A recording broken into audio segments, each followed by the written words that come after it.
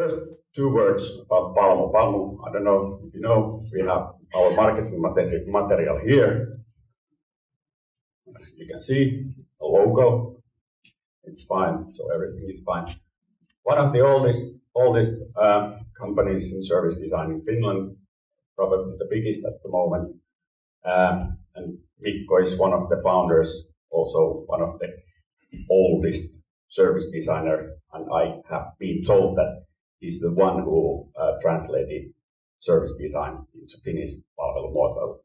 So, grand old man, not so old. But we have very heterogeneous stuff in our company, and that's probably the key to success, or if you can call it success at the moment. The stage, so this is kind of metaphor what we are talking about. The huge cruising boat, University of Helsinki, and the little Palmu, which is not actually pulling but guiding this tall ship to wider seas, because the competition also in the university business is getting tougher every year, and it's going to be, and it's more or less nowadays a business also, and money is heavily involved in everything. So what we are trying to do, or doing at the moment, is trying to find new ways how university could work to be able to be good in this competition, which is like, well, Pasi maybe tells you a little bit more about that competition, but it's getting really tough. But the stage is this, and now I give floor to Mr. Pasi Sihvonen, who can tell you a little bit more about how big university actually is. Thank you, Heikki. So I suppose I'm representing the customer this morning, and I thought that it was nice that we can be on the stage together, not only the experts from the Palmu telling their side of the story, but also the customer, and I'm pleased to be here this morning, and I think I can truly say that we are working on this project together. So I will set the stage, and then Heikki and Mikko will continue from there, how they have approached the problem that I will set forth in a few slides. So first of all, University of Helsinki. As already Heikki mentioned, it's a large cruiser ship, and here you can get some figures. And if you look at any of these figures, you get an idea about the size of the university.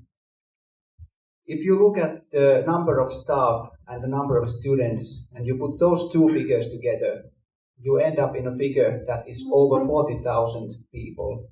So this gives you an idea of the size of the university. There are not that many towns in Finland that have the population of over 40,000. So it's a big organization that we are dealing with, and it's a big thing that we are going to change.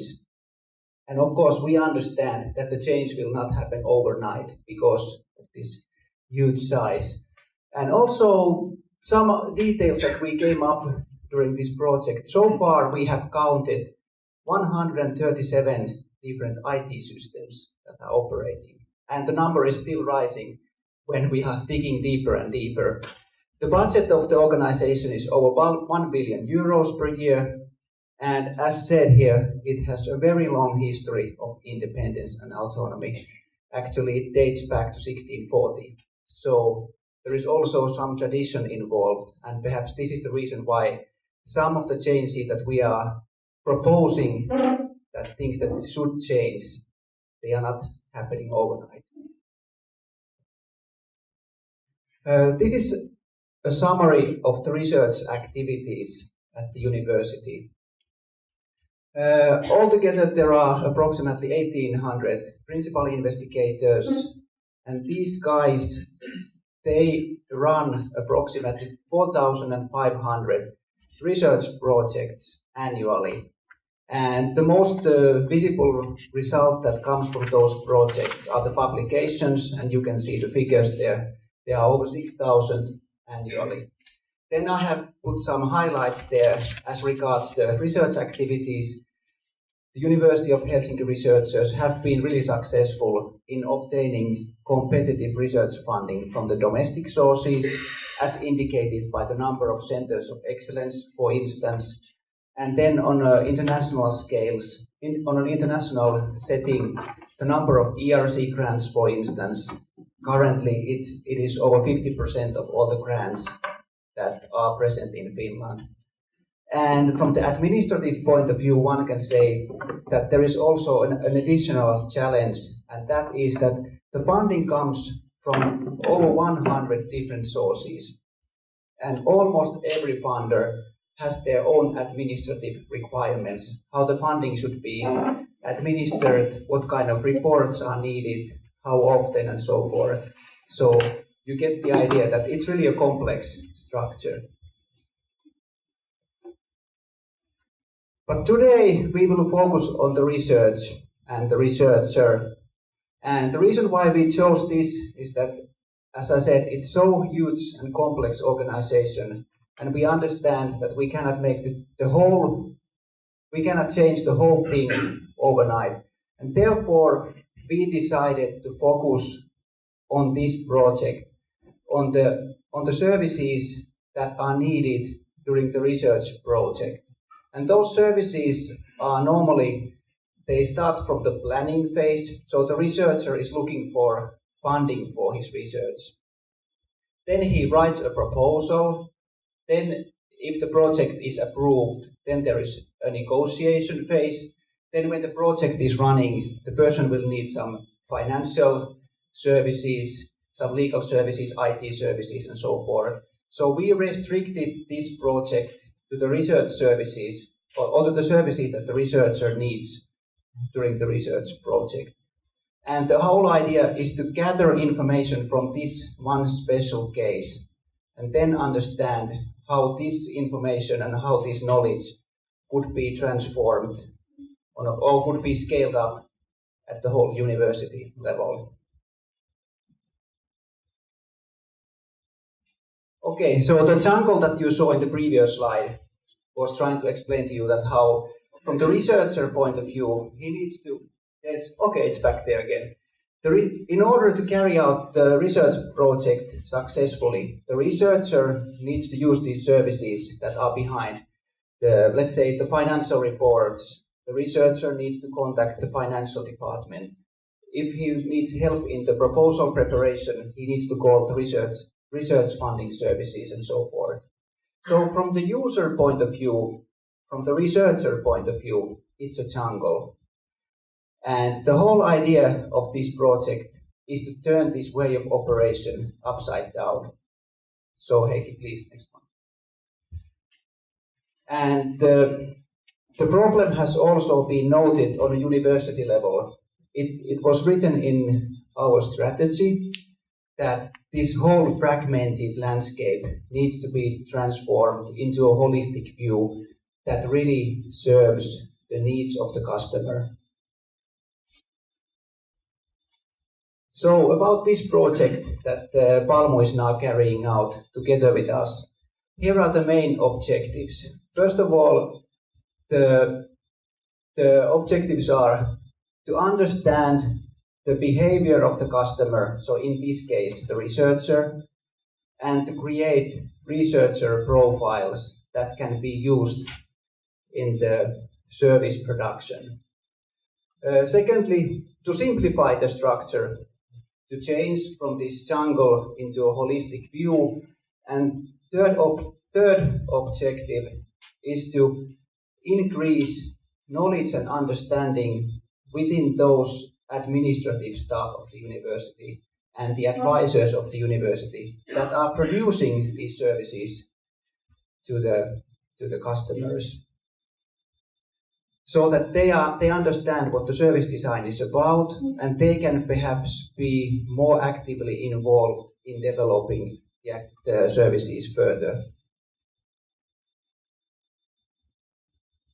And I think this is the summary also that the rector and the administrative director of the university can understand, that if we are successful, at the end of the day it means that a good number of time can be saved from the researchers, so that we made a simple calculation. Let's assume, and I think this is a rather modest assumption, let's assume that if what we are doing is successful, we can cut away 1 day of administration from each research project per year.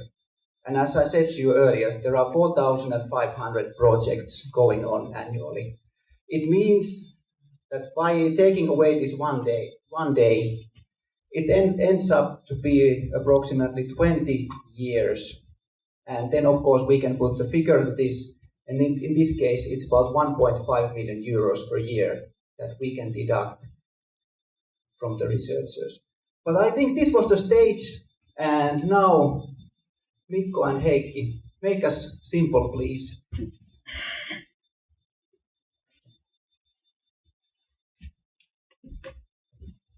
Yes, as a service designer, we usually approach the problems with this model I'm presenting to you.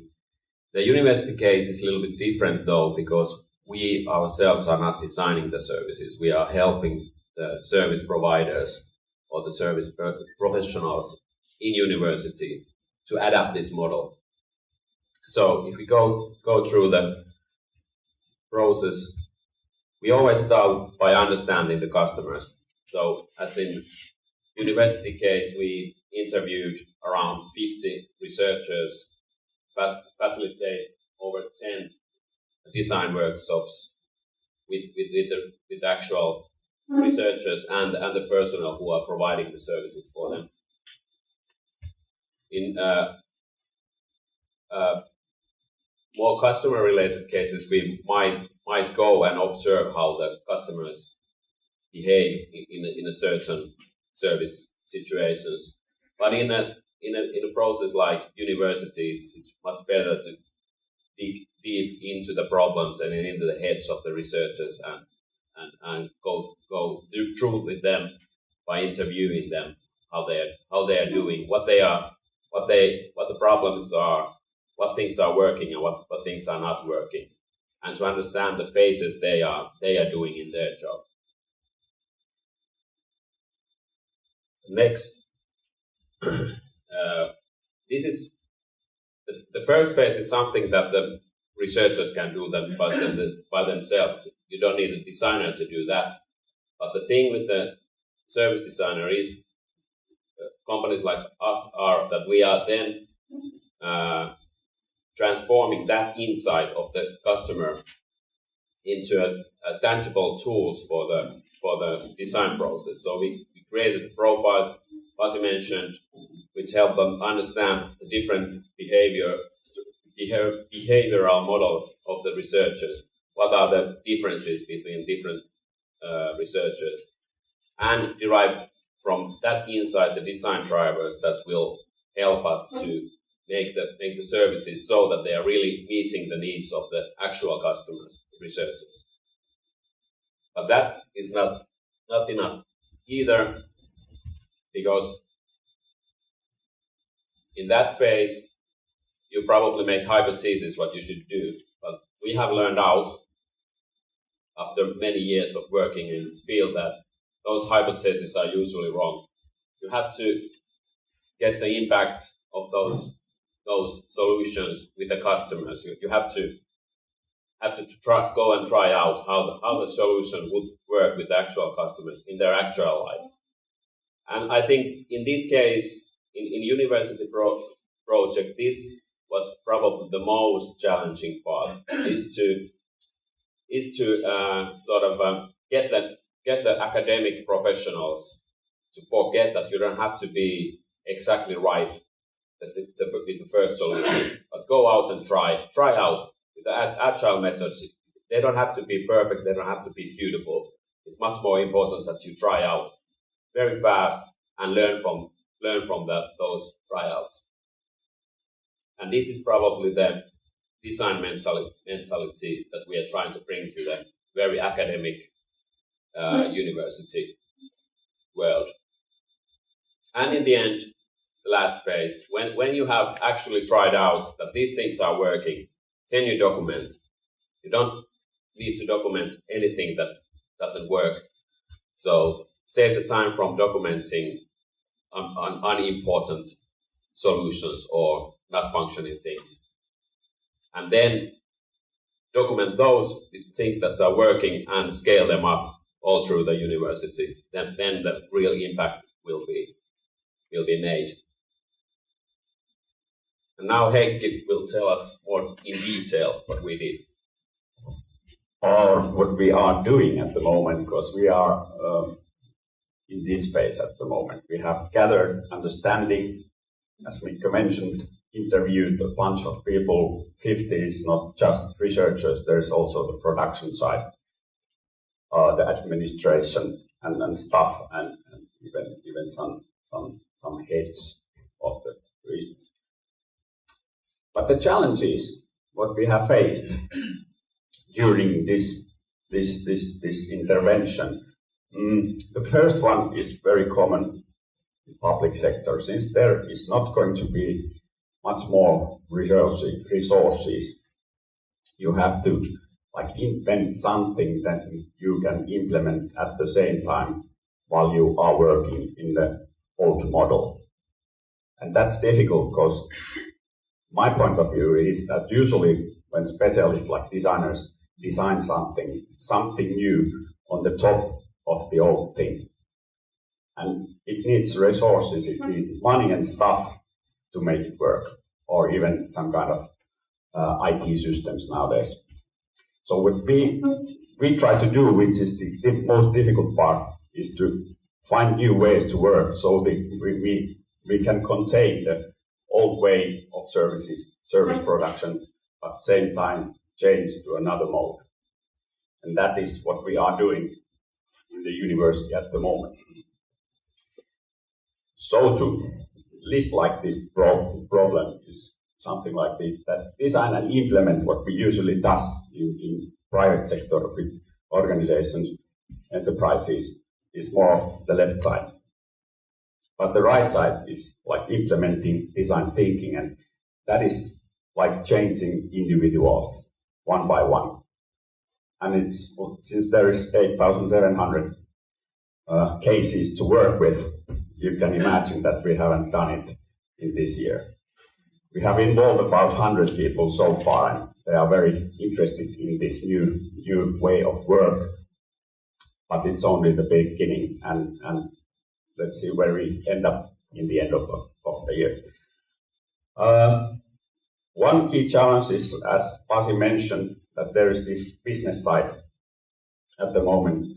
You need to get more money, which is not the base money what you get from the government, but it's from these 100 different sources. And since there are 100 different kind of companies who give you money, and they all are individual and work a little bit differently, and one researcher may have like 150 different projects going on at the same time. It doesn't take like astronomical science, is this good metaphor, but it's difficult to handle the administration and make a good research at the same time. And since the administration language is totally different to compare what scientists are using, they are misunderstandings all the time. And that is one of the biggest challenges in this case all the time. While we interviewed these people and been working with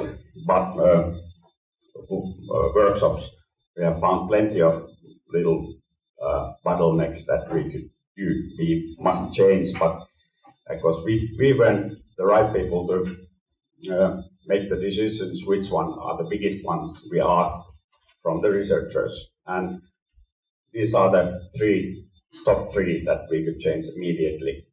The first one's how to give help and guidance for the application project more effectively is related to the, as Pasi mentioned, to get more money, to say like short. The second one is how to find those services more easily because they are fragmented over the different kind of operations and administrative organizations inside the university. And the third one is to understand the financial reports easily. At the moment, they are very complicated, and even we've been working almost half a year with this reporting thing. Still, we don't get it. What are all the figures? And I think we don't find even the people from the university who can actually tell it very clearly what the figures are. And as you can assume, when you get 150 reports a month, and it's not easy to understand what the report says, and you have to figure out how much money you still have and where the money is going. It takes time to figure it out from each researcher, quite a long time. And we are trying to design that. That is more or less designing the face, colors, and thin lines, and the traditional design thing. So how we are approaching this thing is, you may not call this solutions, but our approach to this problem. As was in the Palmu picture, there is this one Mikko's drawing where is research and design at the same time. This is more like working in a lean mode. It's like trying and measuring all the time. We are trying different things with small groups of people, figuring out new problems, solutions, and then measuring if the researchers find that it makes their lives easier. So this is the keep it lean, stupid kind of process what we are using in these small groups, where we list problems, list solutions, and choose one of the problems or solutions to phase where we design the solutions and try them on the researchers before we take them to further in the real life, and then we measure if they are working in the real life. If not, they go to the roskis, and if they are working but they could be improved, they go to design process again. And while we think that meters are moving and we are going to make some change with the new way of work, it goes to the production or we try to scale it up. And this we have done with two groups, or are doing it with two groups, what we call pilots at the moment.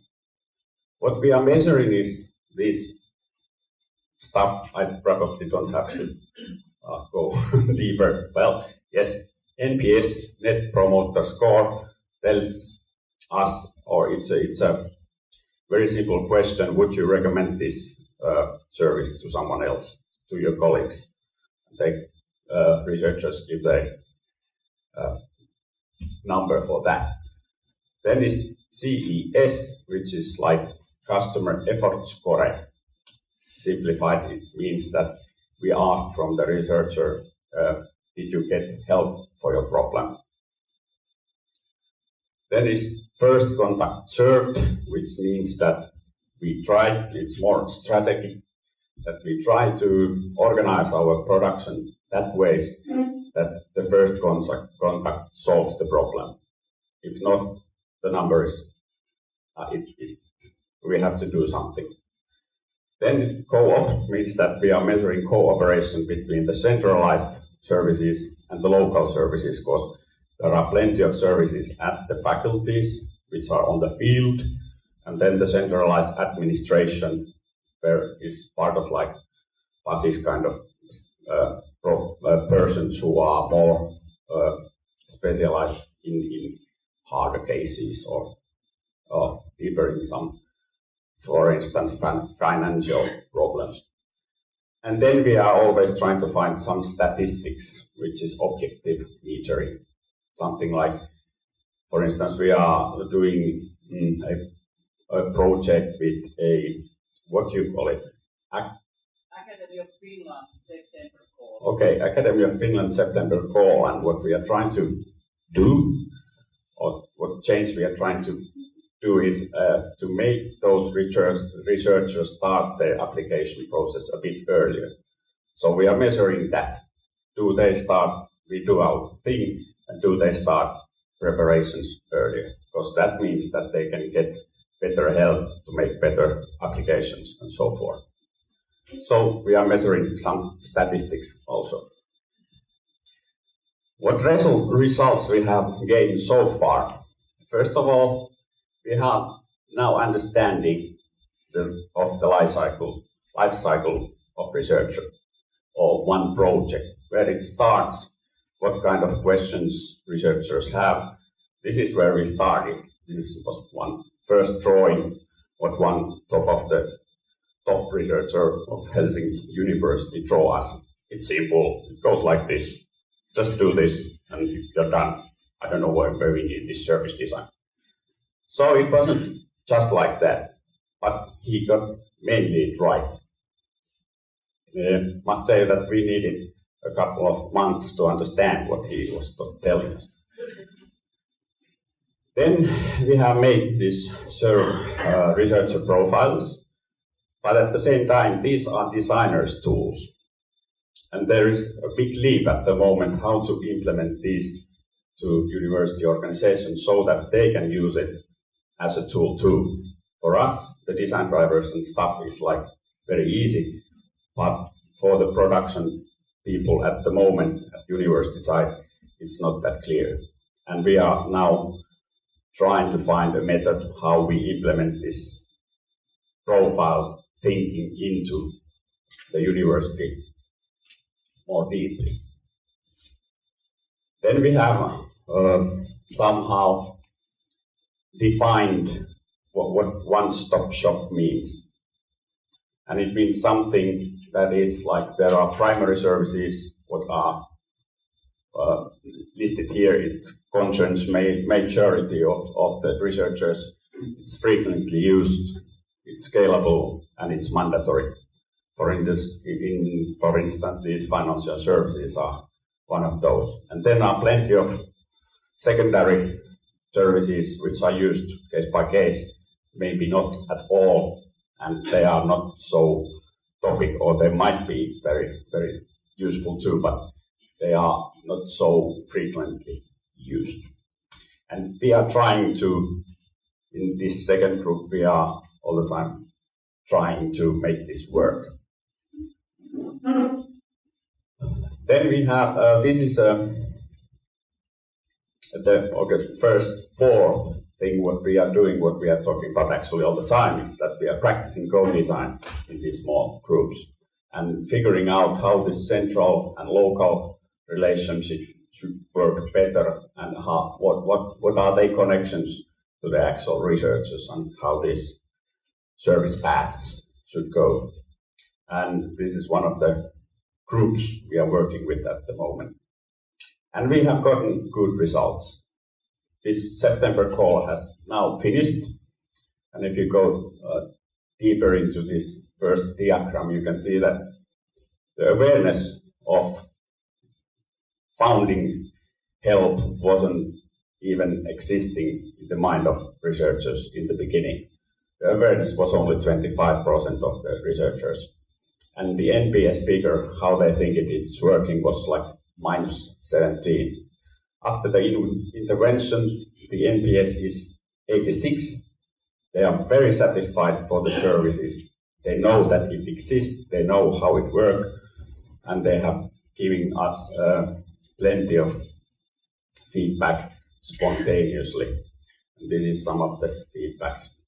And the first one is especially what I like. Thank you for your priceless help. I saved 2 days. That means 3 million a year with budgeting help.